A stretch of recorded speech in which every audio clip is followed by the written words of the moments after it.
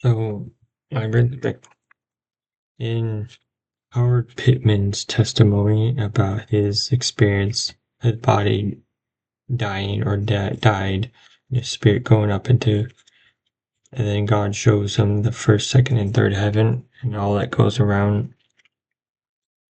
You can watch by Mark Covert. You can watch this full video, and then there's a part 2 to it.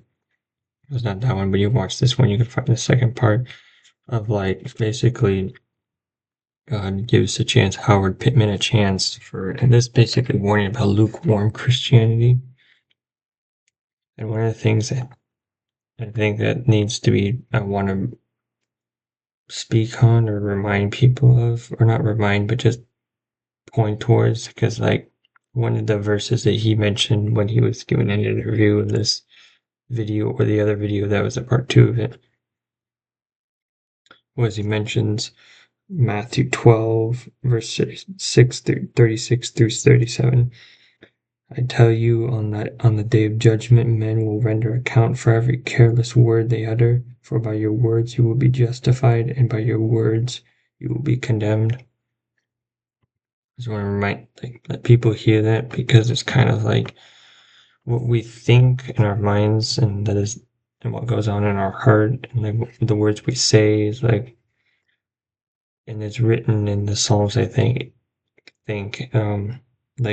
our words have power. Words have power over life and death. So it's be careful what you say and think, and this goes along with gossip as well. It's how gossip is. I want to say it's a sin, but I can't say for sure. But it's definitely something we shouldn't do, because it says in Proverbs, a quarrel without wood, a fire dies down. Without gossip, a quarrel dies down. Gossip's one of the first steps to leading all the way to wrath and anger. And so this kind of reinforces that idea. It's either you will be justified by the words you said, or you will be condemned by them. So whatever, and there's a verse, you will receive the judgment. You will receive the judgment of what you have said in full, or what you've done, or the justification of what you've done. That I really highly recommend that anyone watching this goes and watches this video, and you can find the second part to it, or the first part to it, because it's really good.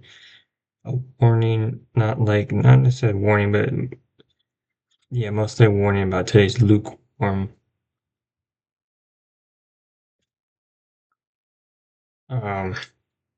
situation of the lukewarm church, that is about professing the faith but not actually doing the faith. And if you have a hard time doing that, or want to know where to start, well, you got the 10 Commandments are some of the basis, but also understanding Ephesians 2, 8 through 10, that we are saved by grace and not from ourselves. It's just a gift of God. We are saved by Christ alone and what he did for us on the cross. And nothing we can do or I can do can get us into heaven. And also, following Jesus, what I can't touch a whole lot on that, but what I've learned from other people who are smarter than me, who are closer to God than me, is read Matthew 5, 6, and 7. Those are the teachings that Jesus wants us to live by, and all the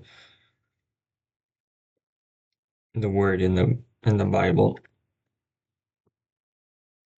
So, God bless you. I hope this was an encouragement.